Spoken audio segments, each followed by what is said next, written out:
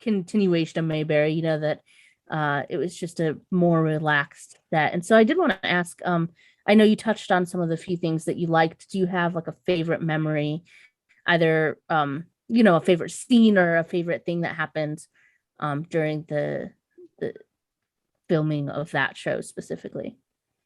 Andy Well, I Griffith. mean, when the last show that I was on was Opie Learns to Dance, Yeah, yeah. or it was like this dance, and he didn't know how to dance, and Johnny Paul, my character, took his girlfriend to the dance because he wouldn't go, and so I said, well, I'll take you, Sharon, Hmm. and it was a color Andy Griffith, which I don't normally like to watch color Andy Griffith. I like the black and whites.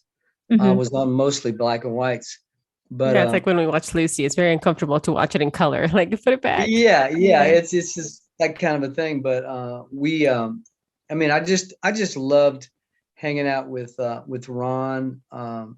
We'd hang out at the commissary and eat a hamburger, and Dick Van Dyke and Mary Tyler Moore would be in the next booth. Wow. And That's awesome. Wow, I'm that was just kind of a picturing normal. that. Yeah, it was a normal thing. I mean, Dick Van Dyke show was filmed next door to the I Love Lucy show. Right. And then when the Andy Griffith show was going on, on our time off, Ron and I, we would, play catch, hang out, play around the set. We had the same teacher. You have to have a teacher that a tutor. A tutor, right. So we had, a set tutor, and her name was Catherine Barker. So we both had the same tutor on on the I Love Lucy show. She was my tutor, and on the Andy Griffith show later on, she was his tutor. And before I was on the show, she actually would tell Ron stories of me, because she was my tutor.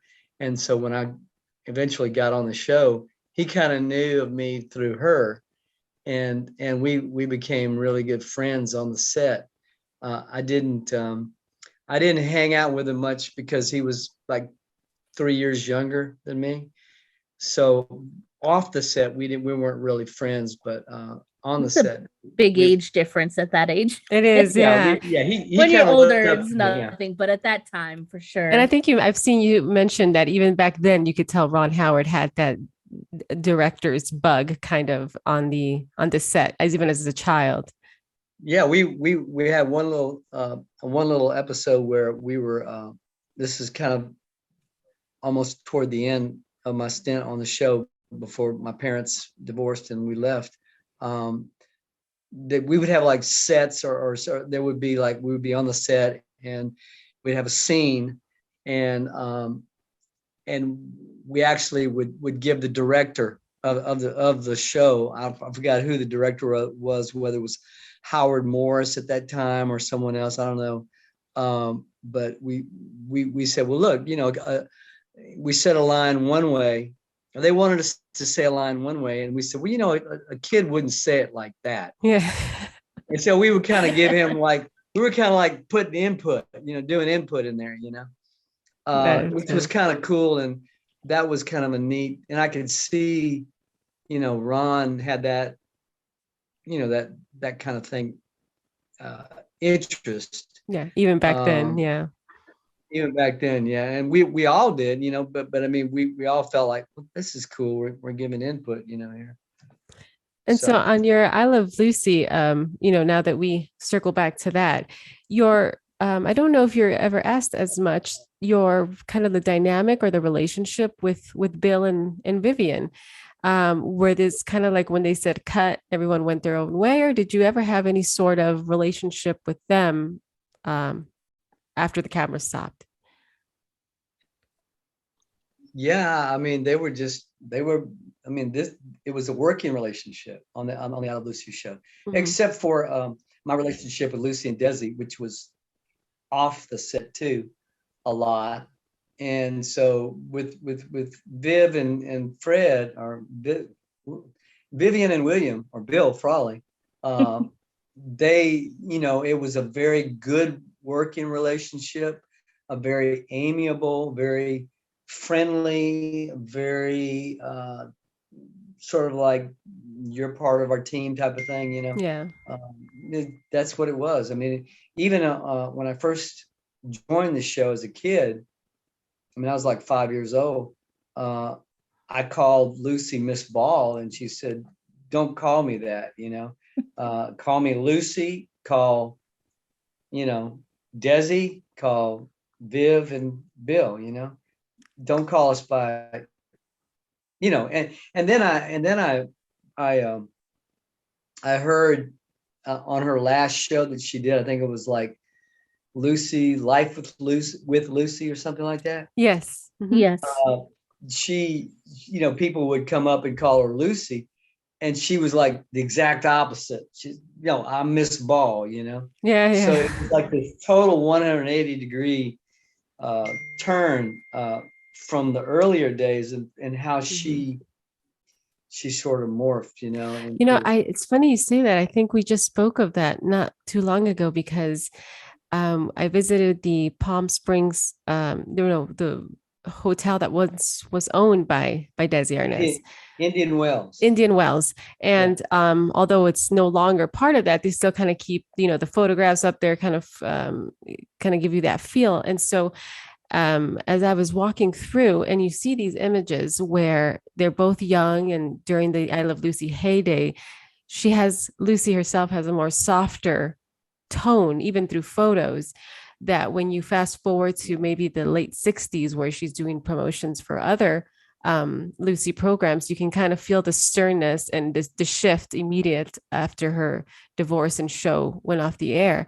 I wondered if you noticed something like that, or if that's what you were alluding to.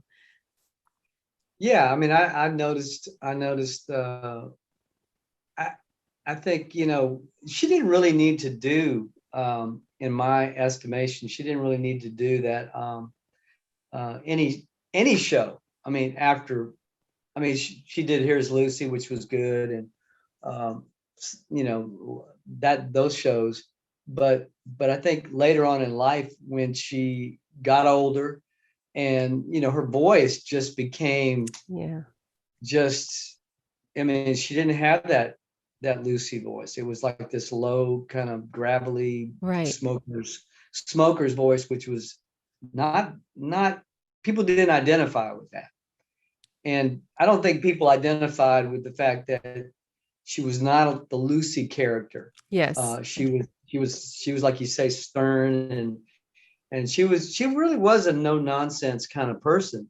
And I would say that, but there was a soft side to her too that people, didn't know. And we went over back in the early 80s. We went, when I was playing with my band David and the Giants. We went to LA, and my sister and my daughter, my daughter Tara, who was at that time like 2 years old, and my wife, they wanted me to go to Lucy's house. So we went. Have I told this story? No, but we've heard it before, and actually I was going to ask you about that. So it's funny that you start telling it. Well, we drove up to the house. We were in town. I was playing with my band, and went up to the house, and they wanted me to go in there. I didn't really want to go, because I know how people are. You go knock on someone's door just randomly. They're not gonna just they're gonna say nobody's here or whatever. The maid know you.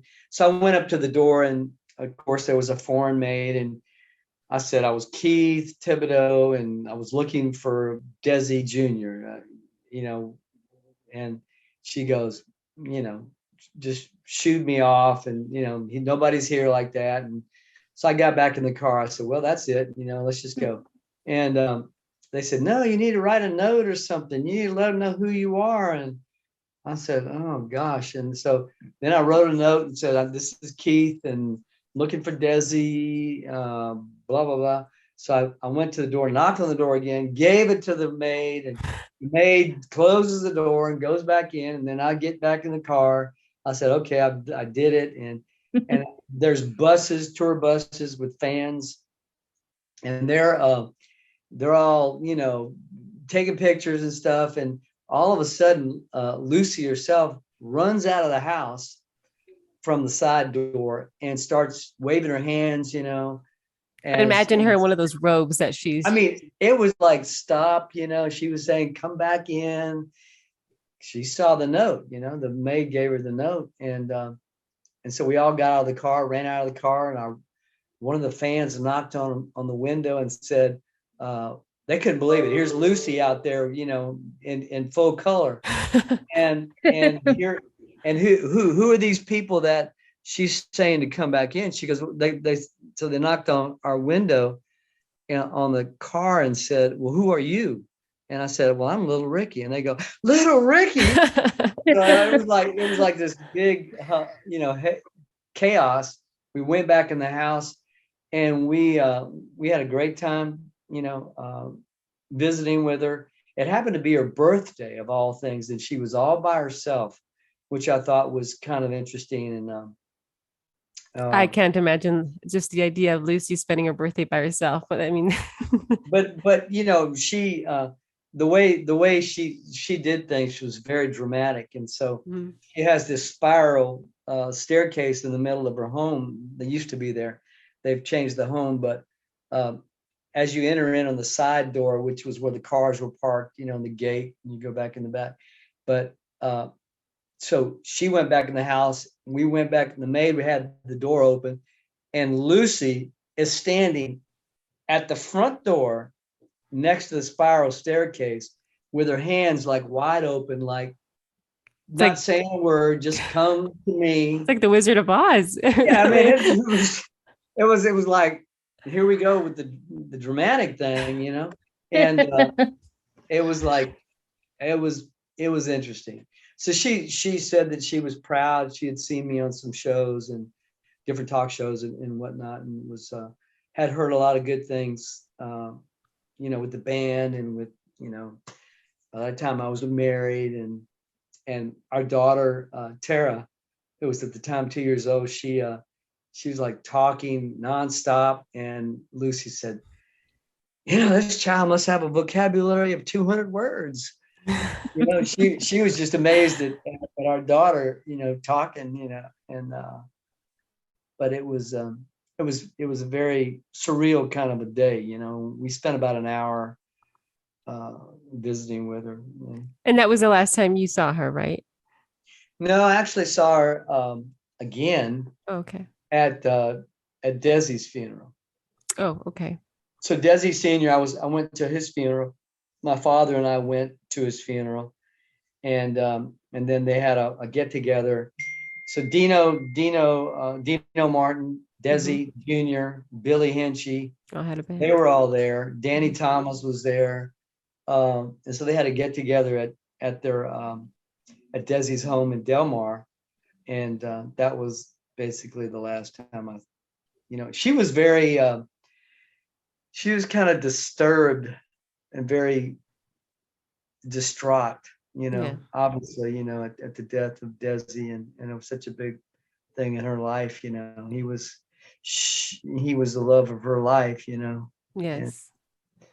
And you know, Gary, the husband, never really, you know, I mean, he was her husband, but you know, that was more the hurt in her life was from him, you know. Yes, there was a Barbara Walters interview where she's with Gary, and you can see immediate that, you know, the conversation shifts to Desi. So that lasted till the end of time for her, you know, even though she was remarried. Yeah. You were talking about Desi. I was just wondering, do you Desi Arnaz Jr., are you still in contact with anyone from those days? So either I Love Lucy, so or, you know, not I Love, but like Lucy Arnaz, or Opie, I can't remember his name, but anyone from that time. Or Ron Howard. There you go. I'm sorry.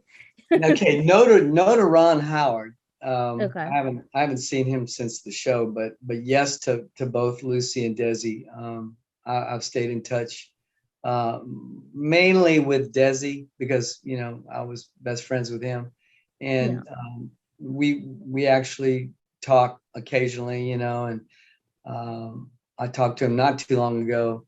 And every time we talk, we'll end up talking 2 hours. You know, it's a, you know, we have a lot of catching up to do, and we have a lot to talk about. But with Lucy, it's more business and more different things that come up that she wants to talk with me about. And but you know, I grew up with them, and you know, What's interesting I is do. that you both have dance studios, correct? Both Desi also is sort of in that business in Nevada. He did. His wife passed away a couple years ago.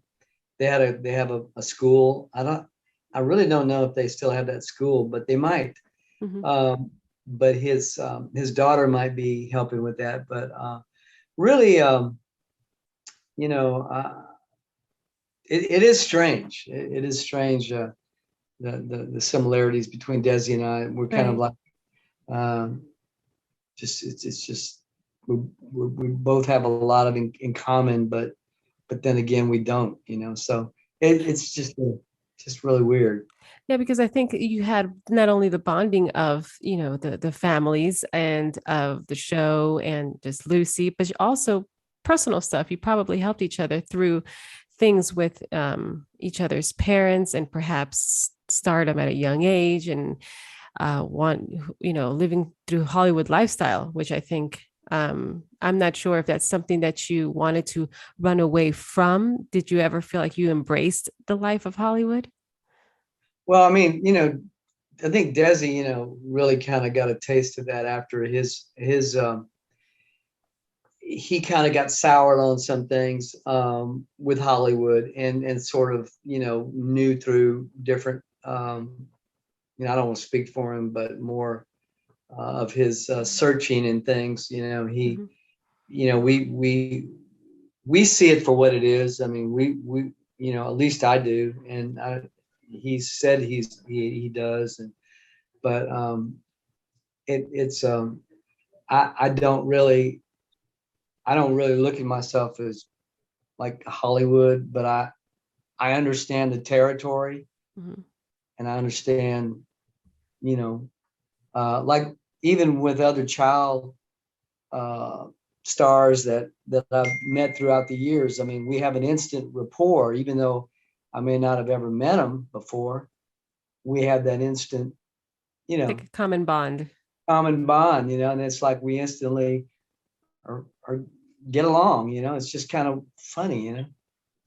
Did you want to run away from the little Ricky character? Because I'm sure countless times you've heard that.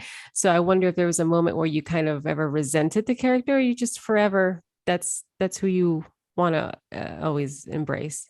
Well, I did at first, and I don't, you know, it's part of my life, you know, and as I've grown up and especially after I came and became a Christian, uh, I look at it as what it is, you know, it's part of my life, and God used it, and you know, and uses it now to I could, you know, I could use whatever my background is. I have a platform uh, to speak in a lot of ways in places because of what I did, you know. Um, and people, you know, I've been all over the world, and people, you know, they know who I was on the show, and um, it, it's interesting because you know, it was part of my life, and now I have it in its right place. You know, it's where it needs to be. You know, which is part of my past, like part of anybody's past that might be in your past. Right.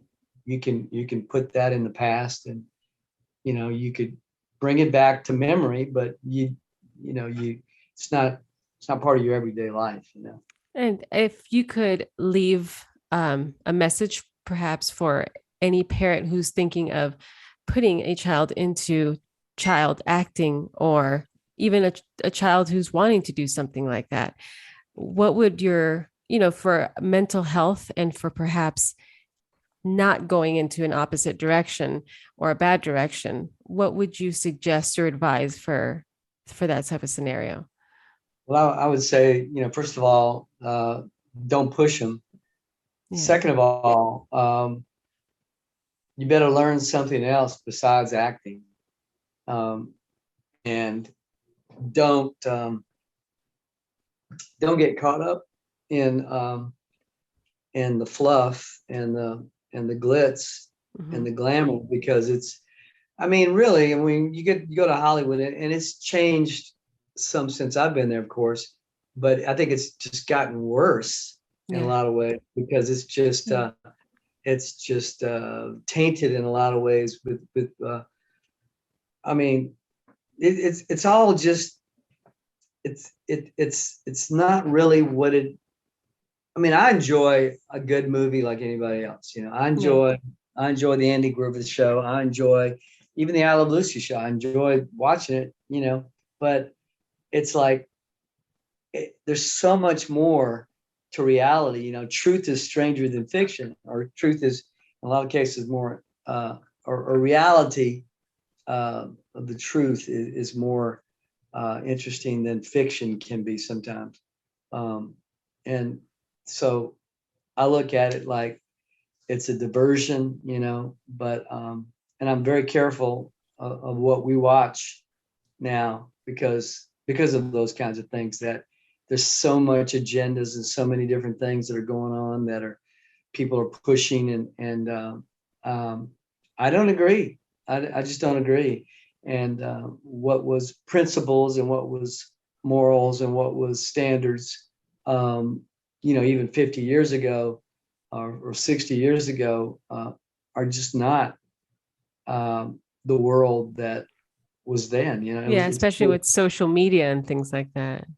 Yeah, it's kind of like cheapened or something. I don't know what it is. It's like it's gotten more. It's a cheaper type of thing. Everything is cheaper.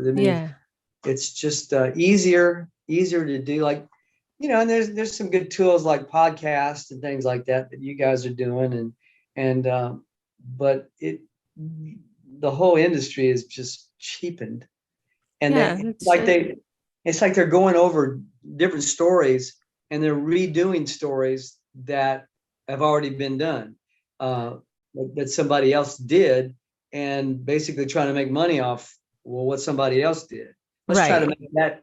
There's no originality other than really dark stuff, which I guess we're coming into a dark time. Feels that way most times. That way. Yeah. Okay, well, just to finish up, we had one last question, and that's just, do you have either a favorite show that you enjoyed or episode that you enjoyed shooting on the show, the I Love Lucy show, or just one that you liked in general, either that you were on or not? Well, I always say anytime I played, my drums, that was a good one. The Maurice Chevalier show, which is an hour, which is really one of the hour shows. I really like that.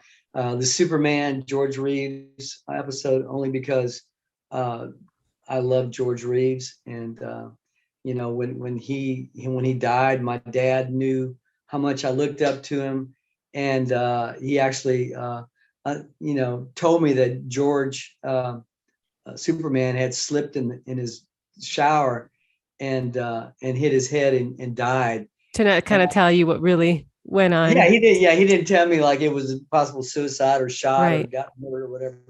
Because he knew how much I really idolized Superman, and George Reeves. So those two on that show were probably the ones that really stand out. So yeah. Well, thank you very much, Keith, for your time. I know we finally tracked you down and had you sit down and talk to us for a little bit, but we do appreciate it. If you have any tour dates or anything you would like to promote here, or anything else you'd like to say? Well, Ballet Magnificat, our company, we'll be going up to the Northeast real soon, up in the Massachusetts area. And we're doing a really cool ballet about the Pilgrims and about it's coinciding with the 400th anniversary of the landing of the Pilgrims in America, and just the faith and inspiration that it took for them to do that, come from Europe to come to America. And so we're doing that up there. We've been commissioned to do it, and we'll be doing it in about 4 different theaters. We have the Indian tribe that was part of that. They'll be there. Some of the people will be representing the tribe there, and so we're just touring all over. You can go to balletmagnificat.com, and if you're interested in that, and we'll link that. Yeah, balletmagnificat.com. Our tour schedule's on there.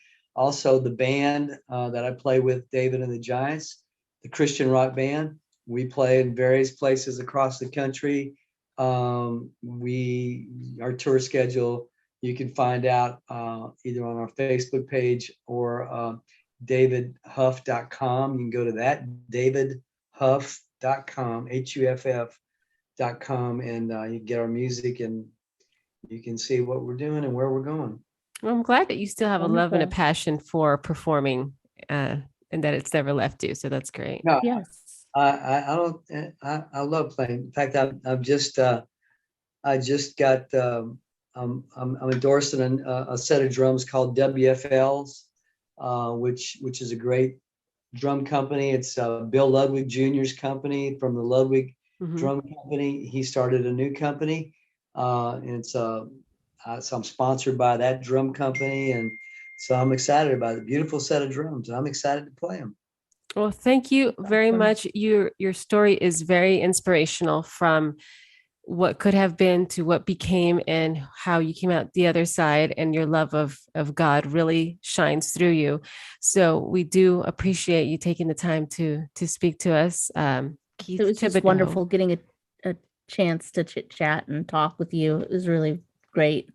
Yeah, a pleasure. I tell you, it was more pleasurable on this side than it was ramping up to this, because I didn't know either one of you guys, but you guys are really cool people. I appreciate you. Thank you very Of much, course. Keith. Thank you so much. All right. Thank you. Have a great day. Bye. Bye. Take care. Bye-bye. Bye-bye.